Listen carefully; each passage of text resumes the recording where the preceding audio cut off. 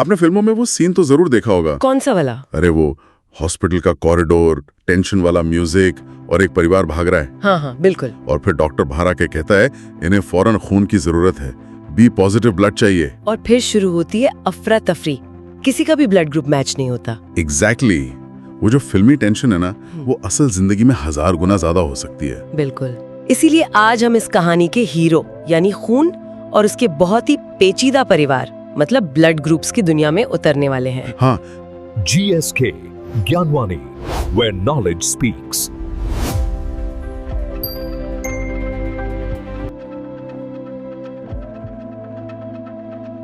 ये ABO आखिर है क्या? ये पॉजिटिव नेगेटिव का क्या साइंस है?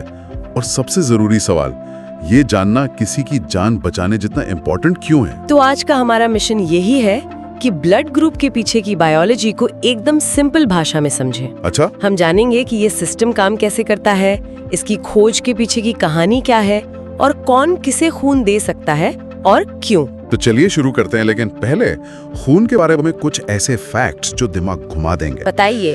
क्या आप जानते हैं कि हर एक सेकंड, जस्ट 1 सेकंड, हमारी बॉडी करीब 20 से 30 लाख नए रेड ब्लड सेल्स बनाती है? हर एक सेकंड? ये तो कमाल है ना? और ये जरूरी भी है क्योंकि यही सेल्स तो हमारे शरीर के हर कोने तक ऑक्सीजन पहुंचाते हैं। अच्छा, और ये सब एक बहुत बड़े नेटवर्क में होता होगा? बहुत बड़ा। एक एवरेज अडल्ट इंसान के शरीर में जो खून की नसें हैं, मतलब ब्लड वेसल्स, वो इतनी लंबी होती हैं कि अगर उन्हें सीधा बिछा दिया जाए तो वो लगभग 1 लाख किलोमीटर तक फैल जाएंगी। क्या 1 लाख किलोमीटर? हाँ, मतलब पृथ्वी के 2.5 चक्कर? ये तो अविश्वसनीय है ना? पर खून सिर्फ ये लाल रंग का पानी तो है नहीं, इसके अंदर और भी बहुत कुछ होता है, राइट? बिल्कुल। खून असल में एक लिविंग टिश्यू है।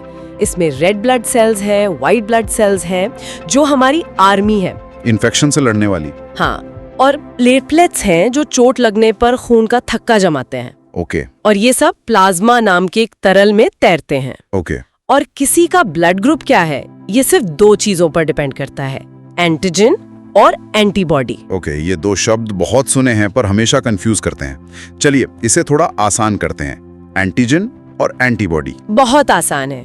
सोचिए, एंटीजन आपके रेड ब्लड सेल्स की सतह पर लगे हुए आइडेंटिटी टैग्स या नेम प्लेट की तरह हैं। पहचान पत्र। हाँ, पहचान पत्र। ये बताते हैं कि सेल अपना है या बाहरी। ठीक है। और एंटीबॉडी? एंटीबॉडी आपके प्लाज्मा में घूमने वाले सिक्योरिटी गार्ड्स हैं। Security guards? हाँ, उनका काम है किसी भी ऐसे सेल पर हमला करना जिसका आइडेंटिटी टैग मैच ना हो। मतलब एंटीजन पहचान है और एंटीबॉडी उस पहचान का प्रोटेक्टर। सिंपल। बस यही फंडा है। और इसी सिंपल से कॉन्सेप्ट ने 20वीं सदी की मेडिकल साइंस को हमेशा के लिए बदल दिया। बिल्कुल। आज हम जो एबीओ सिस्टम जानते हैं वो हमेशा से नहीं था। 1901 में ऑस्ट्रिया के वैज्ञानिक कार्ल लैंडस्टीनर ने इसकी खोज की थी। और ये इतनी बड़ी खोज थी कि इसके लिए उन्हें 1930 में मेडिसिन का नोबेल पुरस्कार मिला। मिलना ही था। उनकी खोज से पहले ब्लड ट्रांसफ्यूजन एक तरह का जुआ था। मतलब? कभी मरीज बच जाता था, कभी उसकी जान चली जाती थी और किसी को पता ही नहीं था कि ऐसा क्यों हो रहा है। अच्छा। लैंडस्टीनर ने बताया कि क्यों। इसमें एक मजेदार बात ये भी है कि लैंडस्टीनर ने ए, बी और ओ ग्रुप्स तो खोज लिए, लेकिन एबी ब्लड ग्रुप की खोज उनके 2 साथियों ने की थी। हाँ, एल्फ्रेड वॉन डी कैस्टेलो और एड्रियानो स्टर्ली ने 1 साल बाद 1902 में। तो लैंडस्टीनर का सिद्धांत क्या था? बहुत ही एलिगेंट सिद्धांत था। उन्होंने कहा कि नेचर का एक नियम है, अगर आपके रेड ब्लड सेल्स पर एक खास तरह का एंटीजन है, मान लीजिए ए एंटीजन, तो आपके प्लाज्मा में कभी भी उससे जुड़ा सिक्योरिटी गार्ड यानी एंटी ए एंटीबॉडी नहीं होगा, वरना वो खुद पर ही हमला कर देगा। एग्जैक्टली। प्लाज्मा में हमेशा दूसरे वाले का गार्ड होगा। अच्छा, मतलब अगर नेम प्लेट ए है तो सिक्योरिटी गार्ड ए नाम वाले को नहीं पकड़ेगा, वो बी नाम वाले को पकड़ने के लिए तैनात होगा। आपने बिल्कुल सही पकड़ा। इसी आधार पर 4 मुख्य ब्लड ग्रुप बने। ओके। पहला ब्लड ग्रुप ए, इनके आरबीसीज पर ए एंटीजन होता है, तो प्लाज्मा में एंटी बी एंटीबॉडी होगी। सही है। दूसरा ब्लड ग्रुप बी, इनके आरबीसीज पर बी एंटीजन होता है, तो प्लाज्मा में एंटी ए एंटीबॉडी होगी। बिल्कुल। रुकिए, यहीं एक सवाल आता है, अगर ए के पास बी का दुश्मन है और बी के पास ए का, तो ए बी का क्या होता है? उसके पास तो दोनों ही एंटीजन है, ए भी और बी भी। अच्छा सवाल है। तो क्या उसका शरीर कंफ्यूज होके कोई एंटीबॉडी नहीं बनाता? यही तो बात है। ब्लड ग्रुप AB के आरबीसीज पर A और B दोनों एंटीजन होते हैं, इसलिए उसके प्लाज्मा में कोई एंटीबॉडी नहीं होती। अगर होती तो वो खुद के ही सेल्स को तबाह कर देती। बिल्कुल। और O ब्लड ग्रुप, मैंने कहीं पढ़ा था कि इसे पहले 0 ग्रुप कहते थे। हाँ, ये सच है, क्योंकि ब्लड ग्रुप O के रेड ब्लड सेल्स पर कोई एंटीजन नहीं होता, ना A ना B, 0 एंटीजन। अच्छा, तो O मतलब 0। हाँ, इसे पहले O कहा गया, जो जर्मन शब्द ओने से आया, जिसका मतलब है बिना।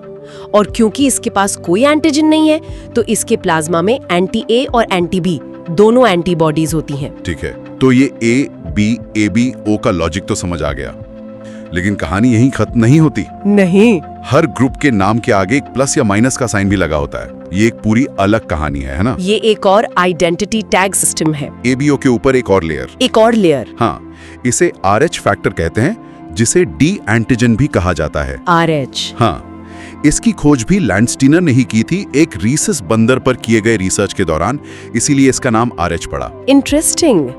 तो ये कैसे काम करता होगा? इसका नियम बहुत सीधा है। अगर आपके रेड ब्लड सेल्स पर ये RH एंटीजन मौजूद है, तो आपका ब्लड ग्रुप RH पॉजिटिव है, जैसे A+, B+, O+। और अगर ये एंटीजन नहीं है, तो आपका ग्रुप RH नेगेटिव है, जैसे A-, B-, AB-। और ये जानना क्यों जरूरी है? खासकर प्रेगनेंसी में इसका जिक्र बहुत होता है। हाँ, ये प्रेगनेंसी के दौरान क्रिटिकल हो जाता है। कैसे? सोचिए, अगर माँ का ब्लड ग्रुप RH नेगेटिव है और पिता से मिले जीन्स की वजह से गर्भ में पल रहे बच्चे का ब्लड ग्रुप RH पॉजिटिव है। ओके। तो डिलीवरी के दौरान बच्चे का कुछ खून माँ के सर्कुलेशन में जा सकता है।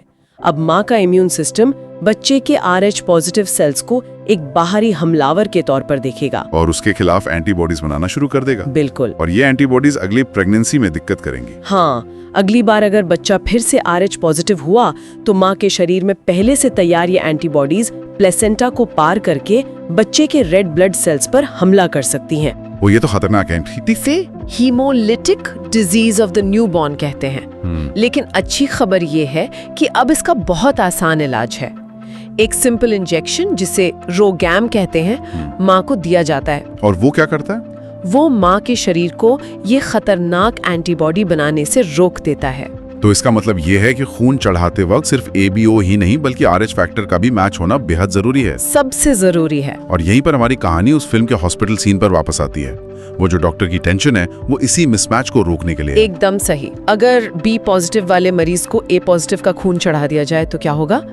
मरीज के शरीर में पहले से मौजूद एंटी-A एंटीबॉडीज चढ़ाए गए A पॉजिटिव सेल्स पर तुरंत हमला कर देंगी। बिल्कुल। और इस हमले का नतीजा क्या होगा? ये सेल्स फटने लगेंगे, खून के छोटे छोटे थक्के यानी क्लॉट्स बनने लगेंगे, जो खून की नसों को ब्लॉक कर सकते हैं। बाप रे, इससे किडनी फेल हो सकती है, सांस लेने में दिक्कत हो सकती है और ये जानलेवा भी हो सकता है। इसीलिए ब्लड ग्रुप की सही मैचिंग सबसे पहला और सबसे जरूरी कदम है। बिल्कुल। और इसी मैचिंग के खेल में 2 ब्लड ग्रुप्स को अक्सर सुपर हीरो कहा जाता है, यूनिवर्सल डोनर और यूनिवर्सल रेसिपिएंट। हाँ, पहले यूनिवर्सल डोनर की बात करते हैं, O नेगेटिव। हाँ, O नेगेटिव को यूनिवर्सल डोनर कहते हैं। सोचिए क्यों? क्योंकि इसके रेड ब्लड सेल्स पर कोई नेम प्लेट ही नहीं है, ना A ना B और ना ही RH। बिल्कुल सही। तो जब इसे किसी दूसरे ग्रुप वाले के शरीर में डाला जाता है, तो सामने वाले के सिक्योरिटी गार्ड्स को हमला करने के लिए कोई टारगेट ही नहीं मिलता। इसीलिए इमरजेंसी में जब मरीज का ब्लड ग्रुप पता करने का वक्त ना हो, तो O नेगेटिव खून दिया जाता है। एग्जैक्टली। लेकिन इस सुपर हीरो की भी एक कमजोरी है। O नेगेटिव वाले खून तो सबको दे सकते हैं, पर ले किससे सकते हैं? वो सिर्फ O नेगेटिव वाले से ही खून ले सकते हैं। ओके। और दूसरा सुपर ग्रुप है AB पॉजिटिव। हाँ, यूनिवर्सल रिसिपिएंट, मतलब सबसे खून लेने वाला। ऐसा क्यों? क्योंकि इसके प्लाज्मा में कोई सिक्योरिटी गार्ड ही नहीं है, ना एंटी-A ना एंटी-B। तो कोई भी ब्लड ग्रुप आए, हमला करने वाला कोई है ही नहीं। पर ये अपना खून सिर्फ AB पॉजिटिव वालों को ही दे सकते हैं। सही है। तो अब तक हमने 8 तरह के ब्लड ग्रुप्स की बात की। क्या कहानी बस यहीं तक है या और भी ग्रुप्स हैं जिनके बारे में हमें पता नहीं? ये बहुत आम गलतफहमी है। International society of blood transfusion अब 40 से ज्यादा ब्लड ग्रुप सिस्टम्स को मान्यता देती है। 40 से ज्यादा? हाँ, जिनमें 300 से ज्यादा अलग अलग एंटीजेंस हैं। लेकिन अच्छी बात यह है कि रोजमर्रा की मेडिकल प्रैक्टिस में ABO और RH ही सबसे ज्यादा मायने रखते हैं। और इन्हीं में से एक ऐसा ब्लड ग्रुप है जो बहुत ही रेयर है और जिसकी कहानी भी बहुत दिलचस्प है, बॉम्बे ब्लड ग्रुप, नाम से इंडियन कनेक्शन लग रहा है ना? खोज की थी। और ये कितना रेयर है? बहुत रेयर। भारत में लगभग 10,000 में से किसी एक इंसान में पाया जाता है। 10,000 में से एक? हाँ। तो इसमें ऐसा क्या खास है जो इसे ओ से ग्रुप से भी अलग बनाता है? इसे समझने के लिए एक कदम पीछे चलते हैं। ठीक है। ए और बी एंटीजन बनने के लिए एक फाउंडेशनल सब्सटेंस की जरूरत होती है जिसे एच एंटीजन कहते हैं। एक तरह की नींव। हाँ, नींव। लगभग हम सब में ये एच एंटीजन होता है, ओ ग्रुप वालों में भी होता है, बस उस पर ए या बी नहीं जुड़ता। ओके। लेकिन बॉम्बे ब्लड ग्रुप वाले लोगों में ये फाउंडेशनल एच एंटीजन ही नहीं होता। मतलब जिस नींव पर ए और बी की इमारत बननी थी वो नींव ही गायब है। बिल्कुल। तो जब इनका टेस्ट किया जाता होगा तो ये ओ ग्रुप जैसे ही दिखते होंगे, क्योंकि ए और बी तो है नहीं। बिल्कुल। स्टैंडर्ड टेस्ट में ये ओ ग्रुप ही नजर आते हैं। असली ट्विस्ट ये है कि ये लोग ओ ग्रुप का खून भी नहीं ले सकते। क्या? ऐसा क्यों? क्योंकि इनके शरीर में एंटी ए और एंटी बी के साथ साथ एक बहुत शक्तिशाली एंटी एच एंटीबॉडी भी होती है। अच्छा। और चूंकि ओ ग्रुप समेत बाकी सभी ग्रुप्स में एच एंटीजन होता है, इनका शरीर उस खून को तुरंत रिजेक्ट कर देगा। तो फिर जरूरत पड़ने पर इन्हें खून कौन दे सकता है? सिर्फ वही इंसान जिसके पास बॉम्बे ब्लड ग्रुप हो। ये तो बहुत मुश्किल हो जाता होगा। बहुत। इसीलिए इस ग्रुप के डोनर्स का एक नेशनल लेवल पर रिकॉर्ड रखा जाता है, क्योंकि इमरजेंसी में इन्हें ढूंढना घास के ढेर में सुई ढूंढने जैसा हो सकता है। ये जानकारी तो सच में जीवनदायी है। चलिए अब साइंस से थोड़ा हटकर कल्चर की तरफ चलते हैं। चलिए। मैंने सुना है जापान में ब्लड ग्रुप को लेकर एक अलग ही ऑब्सेशन है। वहाँ ये पर्सनालिटी बताने का एक तरीका है, जैसे हमारे यहाँ हराशी फल होता है। हाँ, इसे केत्सुकी गाटा कहते हैं। ये एक तरह का पॉप कल्चर बिलीफ है। तो क्या मानते हैं वो लोग? वहाँ माना जाता है कि ए ग्रुप वाले लोग सेंसिटिव, ऑर्गेनाइज्ड और जिम्मेदार होते हैं, और बी ग्रुप वाले? उन्हें क्रिएटिव और पैशनेट, लेकिन कभी-कभी अनप्रिडिक्टेबल भी माना जाता है। ए बी ग्रुप वालों को रैशनल और कूल लेकिन दोहरे व्यक्तित्व वाला कहा जाता है। हाँ। और ओ ग्रुप वाले? उन्हें नेचुरल लीडर्स, कॉन्फिडेंट और एम्बिशियस माना जाता है। बिल्कुल। ये सुनने में तो बड़ा मजेदार है, लेकिन क्या इसके पीछे कोई साइंस है? यहाँ साफ करना जरूरी है कि इसका कोई भी वैज्ञानिक आधार नहीं है। मतलब बस मजे के लिए है?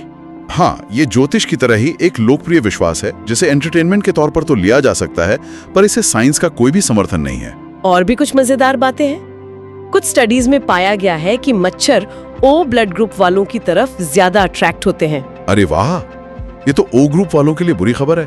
थोड़ी सी। और क्या आप जानते हैं कि मकड़ियों और लॉबस्टर का खून लाल नहीं बल्कि नीला होता है? नीला? वो क्यों?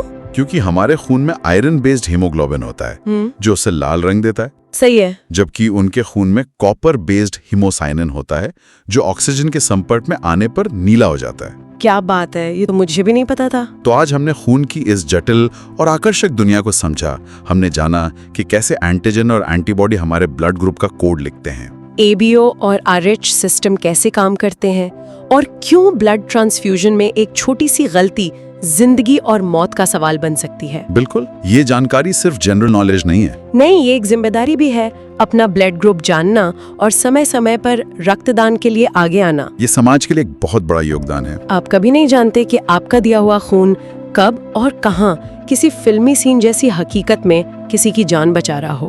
बिल्कुल सही कहा। खून को फैक्ट्री में नहीं बनाया जा सकता, इसे सिर्फ दान ही किया जा सकता है। और जाते जाते एक भविष्य की सोच के साथ आपको छोड़ जाते हैं। बताइए।